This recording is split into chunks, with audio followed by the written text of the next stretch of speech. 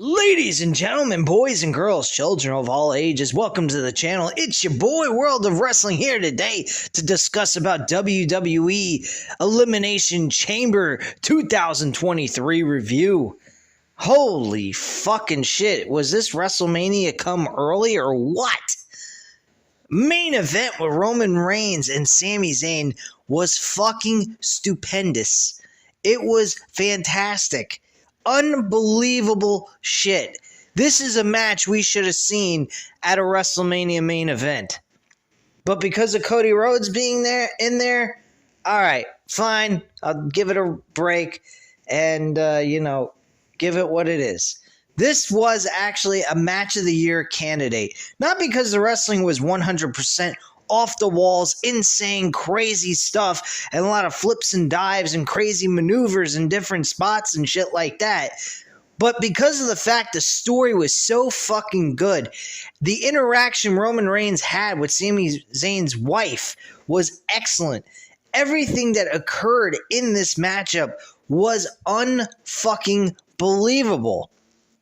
Very enjoyable stuff. Very fun matchup. Very sad ending, not in a negative way, but a sad ending seeing Sami Zayn having to lose this matchup to continue Roman Reigns as champion to go on to face Cody Rhodes.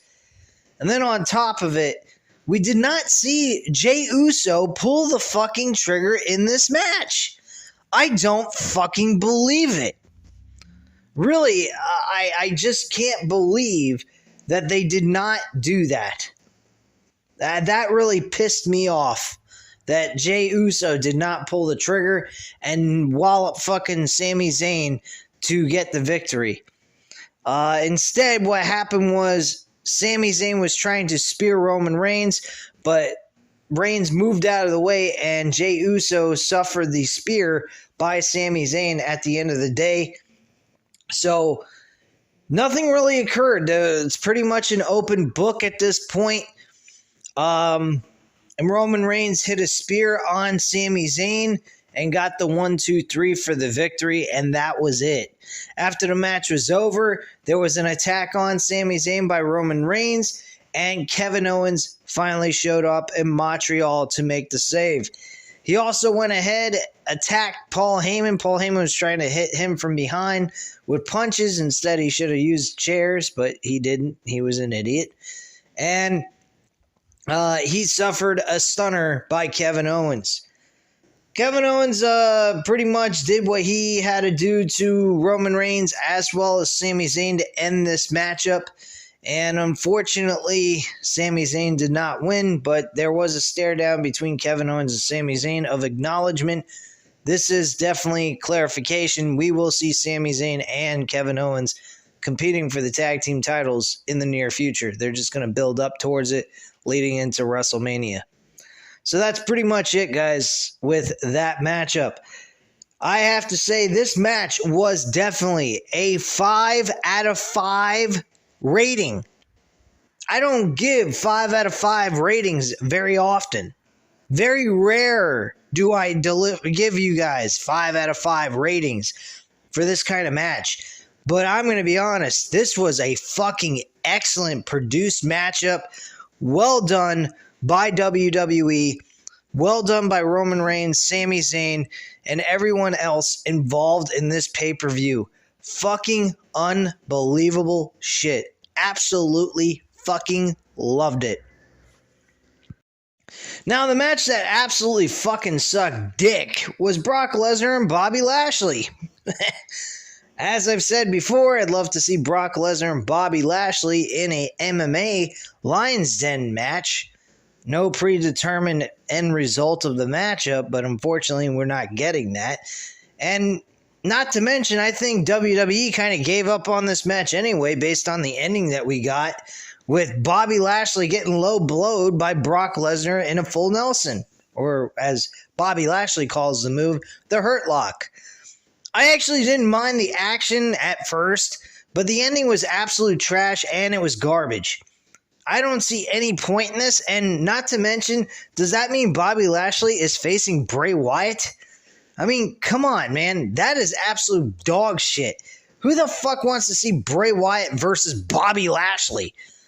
I'd rather see a fucking dog take a piss on a fire hydrant or some shit. What the fuck is this? Personally, I think this match was absolutely fucking awful for the ending they gave us. And it was like as if they gave up on this match 100%. Because truthfully, I wasn't minding this match at all. I mean, some people may say, hey, you're an idiot for even thinking this match was even worth the time, or even thinking this match was at all remotely decent. Well, for those of you who think that way, keep your opinions to yourself, or whatever. Me personally, I didn't have an issue with the match. It was the ending that I had the issue with. It was fucking piss poor ending, and it absolutely sucked. I'm giving this match a 1.5 out of 5 stars. Fucking terrible. Absolutely fucking terrible. Did not like the way this match went down, and the way it ended was dog shit. Did not like it whatsoever. Now, the match that kick-started the show was the Elimination Chamber match with the women to challenge for the Raw Women's Championship at WrestleMania against Bianca Belair. This match was a pretty good Elimination Chamber match. I actually liked this one. It wasn't great, wasn't terrible though. It was right in the middle. It was pretty good. This match I'd give a 3 out of 5 stars. Very solid matchup.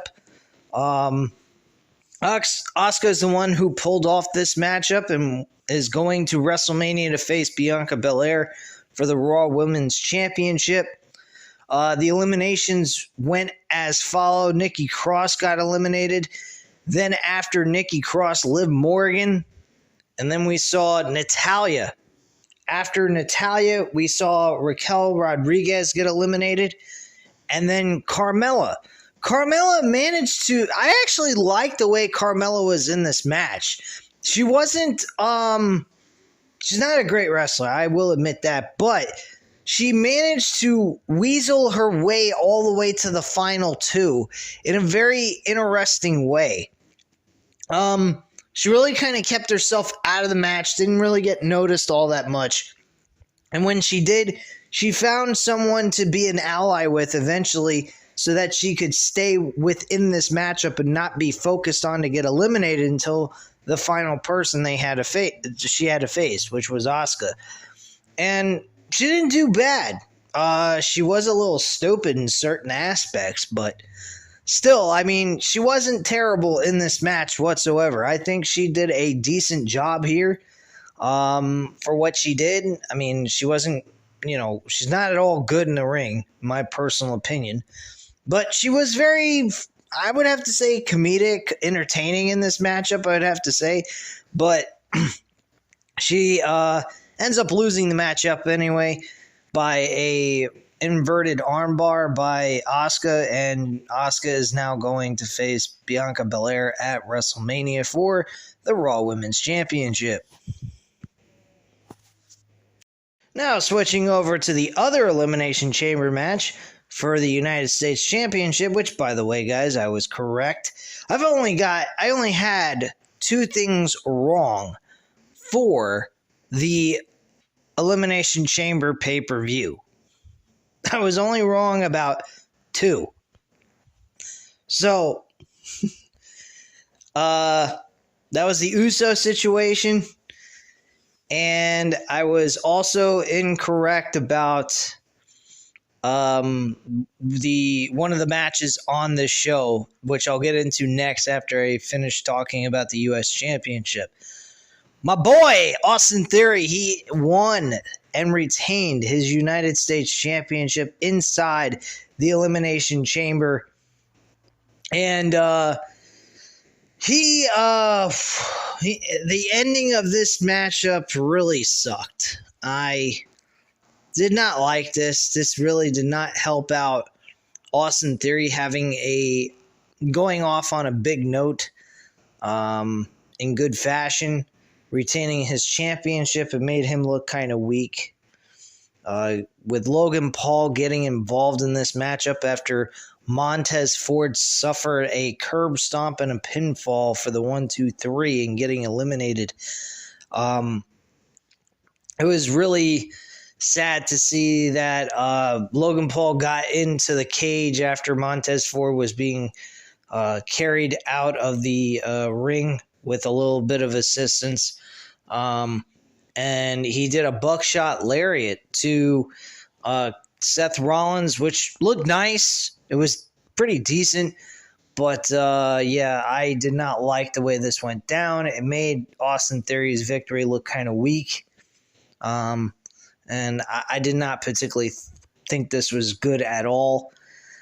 In that sense, I will give it a 3.5 out of 5 stars for this event, for this matchup per se, because this match was good until the ending. The ending really hurt this matchup with Logan Paul interfering in the middle of it. I mean, if you're going to do that, you might as well should have just, had Austin Theory lose the fucking championship to begin with. Funny thing is, everybody was talking about Bronson Reed, and Johnny Gargano. Bronson Reed and Johnny Gargano were the first two guys eliminated from this fucking matchup. We had Damian Priest, Montez Ford, Seth Rollins, and fucking Austin Theory as the final 4 guys in this Elimination Chamber match. So, Bronson Reed and Johnny Gargano were the 2 wanted guys to walk away with the United States Championship when this whole match was over, and neither one of them came even close to the final 4. They were both eliminated before that. Pretty fucking sad, pretty fucking pathetic. So, yeah, Bronson Reed eliminated first. Johnny Gargano eliminated second by Damian Priest. Damian Priest was eliminated next. And then Montez Ford suffered a curb stomp by Seth Rollins. Austin Theory won with A-Town down on Seth Rollins with a little bit of an assistance from Logan Paul. Also, speaking of things in this matchup, the MVP, I have to say, is Montez Ford. Montez Ford is a tag team specialist. And my goodness, did he perform at a very, very high level. He made this matchup so entertaining and so fun. It was unbelievable. Johnny Gargano also had a spot in this matchup that was extremely dangerous. I believe he did a hurricanrana to Seth Rollins, and Seth Rollins and him both fell to the floor from the top of a chamber onto the floor outside the ring where everybody else was standing around waiting to catch them so nobody could get hurt. Because if nobody was there, I think they both would have been dead. Literally.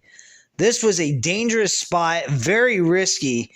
Not something you normally see from WWE in a wrestling matchup, especially an Elimination Chamber matchup nonetheless, and see them do shit like this. This was really, really intense spot. Very risky, like I said just a few moments ago, and out of the realm of what WWE does in normal matches. I was super impressed with the spots. I thought the spots were excellent, very dangerous. I mean, somebody could have gotten hurt really bad. Montez Ford climbing the top of the chamber from the inside and just kind of doing a balancing act with his hands on the chains, and then just doing a superstar press onto the guys that are down on the floor. Unbelievable. Really unbelievable shit. Unfortunately, I can't give it a 4 out of 5 stars or a 4.5 out of 5 stars simply because of Logan Paul interference. It really ruined the ending and made Austin Theory's match very weak in retaining the championship. So, like I said before, it's a 3.5 out of 5 stars, but still a good match nonetheless. So the last matchup was actually Rhea Ripley and Finn Balor against Beth Phoenix and Beth Phoenix and Edge. I don't know why I was going to say Roman Reigns, but whatever. And as you guys may know, I did not do this in chronological order, the way the matches appeared on the show. So I do apologize if it came across all out of whack. I just wanted to touch on the matches I was really interested in, get a rant out of the way with Brock Lesnar and Bobby Lashley, which, again, absolutely fucking sucked. But the last match I'd like to talk about that was on the show was Edge and Beth Phoenix against Rhea Ripley and Finn Balor. I believe Finn Balor and Rhea Ripley should have won this matchup. This match ended with Edge hitting a spear on Finn Balor. And then Beth Phoenix and Edge doing a tag team finishing maneuver on Finn Balor as well to close out the match. I did not particularly like this ending. I didn't think it was the right way to go. I think Beth Phoenix should have suffered something drastic in this matchup where there was a hole open for the story to continue. Now all it is leading for Finn Balor to suffer another loss at WrestleMania. We all know that Finn Balor and Edge are going to go at it again at WrestleMania inside a Hell in a Cell. They'd be stupid if they don't.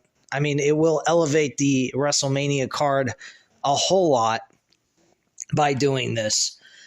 I just personally feel that we shouldn't have seen Finn Balor lose with Rhea Ripley, especially Rhea Ripley going into WrestleMania challenge for the SmackDown Women's Championship. She kind of needed that momentum and the win in this matchup over Beth Phoenix. So this was a little bit of a disappointing matchup. Not the match was bad. It was just the end result was not the right outcome I believe should have happened. I think Beth Phoenix should have lost to Rhea Ripley, and we should have seen something happen to Rhea Ripley or Beth Phoenix by Rhea Ripley. And Beth Phoenix should have been taken off of television permanently, leading to Edge having more fury and more anger towards the Judgment Day with Finn Balor and wanting to destroy him and annihilate him inside the Hell in a Cell at WrestleMania coming up in April. So that is the way I view that. I think it was a good matchup nonetheless. It wasn't a terrible match. I would give it a 3.5 out of 5 stars. But I am a little disappointed in the ending based on the fact that Finn Balor and Rhea Ripley had to lose this matchup. Again, like I said, Rhea Ripley needed this win to keep momentum going into WrestleMania against Charlotte Flair, who, of course, we all know is basically given everything under the sun to make her happy. So if you wanted to make Rhea Ripley look believable defeating Charlotte Flair, why would you take her off of a winning streak and give her an L going into WrestleMania? It made no sense to me. But that's just my viewpoint on that. But again, like I said, I'm going to give this a 3.5 out of 5 stars.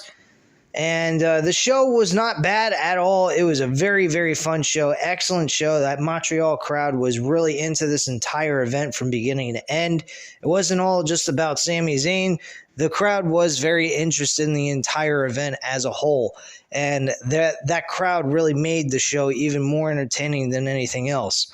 But at this time, guys, that's all I have to say. So you know what to do. Hit the like button if you like this video. Hit the subscribe button if you're not already subscribed to the channel. And leave a comment down below. I'll definitely get back to you on that. And I thank you guys very much for watching. And have a great night, guys. Bye.